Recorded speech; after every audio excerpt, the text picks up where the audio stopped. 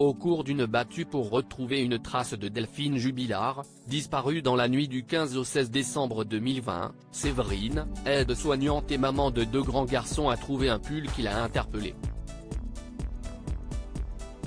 Elle en a fait part aux gendarmes puis au mari de la disparue, Cédric. Si est-il le début d'une rencontre contre toute attente pour cette quadragénaire qui aime manier le franc-parler et bousculer les convenances. Au printemps 2021, elle a commencé une histoire avec celui sur qui tous les regards se portent. Vu comme le suspect idéal, il a fini par être mis en détention provisoire pour homicide par conjoint au mois de juin 2021 et s'y trouve encore à l'heure actuelle. Pour Paris Match, celle qui a côtoyé intimement le présumé coupable a accepté de livrer sa version de l'histoire. Séverine s'est retrouvée plongée dans un tourbillon médiatique et judiciaire en fréquentant Cédric Jubilard. Loin d'être une simple amourette, elle a même passé du temps avec les 2 enfants du couple Jubilard, Louis et Elia, âgés respectivement de 6 ans et 1 an et demi au début de la disparition. Nos 2 fils s'entendaient bien, se rappelle Séverine en parlant de son cadet et de l'aîné de Cédric.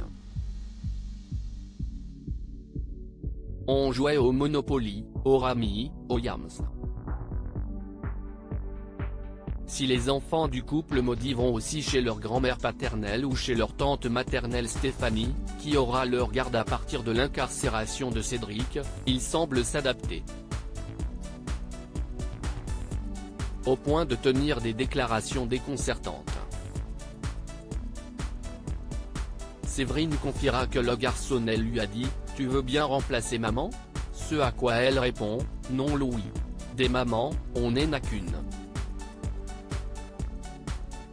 La tienne, on la cherche. En attendant, je veux bien te donner l'affection dont tu as besoin. Tu sais que tu peux me parler de tout, quand tu veux. » Satisfait, Louis lui rétorque tout simplement « Ça me va. » Ayant passé du temps avec les petits Jubilard, Séverine avait également remis en cause le fait que Louis avait vu ses parents se disputer lors de l'ultime soirée de l'infirmière du Tarn. Dans une interview pour Femme Actuelle, « J'ai posé la question moi-même à son fils et il ne m'a pas donné cette version. Il m'a dit qu'il est allé au lit, que son papa dormait et qu'il n'y avait eu aucune dispute ce soir-là. Il a aussi entendu sa mère sortir de la maison. Car dans la maison de Cédric, il faut claquer fort la porte pour la fermer, et le petit m'a dit, j'ai entendu maman mettre ses chaussures et elle est sortie.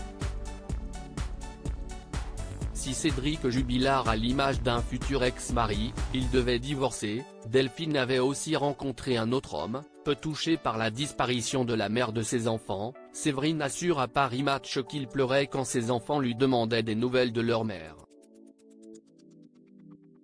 Cédric cherchait des explications, des réponses.